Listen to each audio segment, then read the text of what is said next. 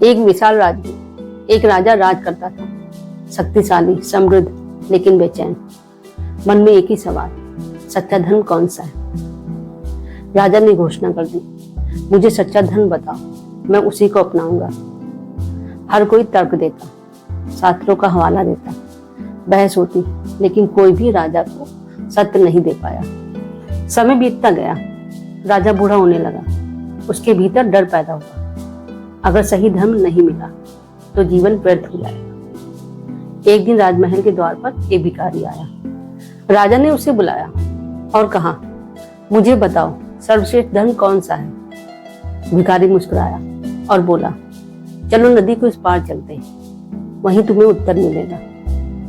दोनों नदी किनारे पहुंचे।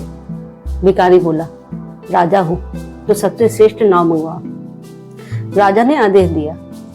राजधानी की सबसे बेहतरीन और शानदार नावें वहां इकट्ठा हो गई। सुबह से दोपहर हो गई। राजा और भिखारी भूखे प्यासे वहीं बैठे रहे, लेकिन भिखारी हर नाव में कोई न कोई कमी निकाल ही देता। इसमें दाग है, या छोटी है, या तुम्हारे योग नहीं। शाम हो गई, सूरज ढलने लगा।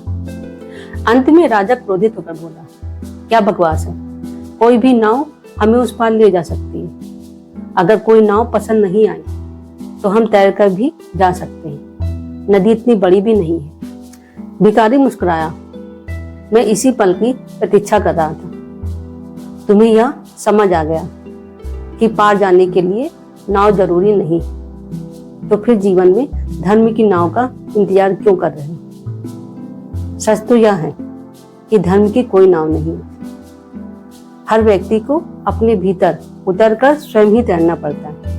हम भी जीवन में यही करते हैं, कभी किसी धर्म, कभी किसी गुरु, कभी किसी विचारधारा की आदर्श नाव ढूंढते रहते हैं। लेकिन सच्चाई यह है कि सत्य किसी बाहरी ढांचे में नहीं मिलता। धर्म कोई लेबल नहीं है, एक अनुभव है, और उस अनुभव तक पहुंचने का रास्ता भीतर से जाता है। जब तक हम सर्वश्रेष्ठ की खोज में भटकते रहेंगे, तब तक हम शुरुआत नहीं कर पाएंगे। इसलिए इंतजार मत कीजिए, कूद पड़िए और तैरना शुरू कर दीजिए, क्योंकि धर्म की कोई नाव नहीं होती। हर इंसान को खुद ही पार उतरना पड़ता है।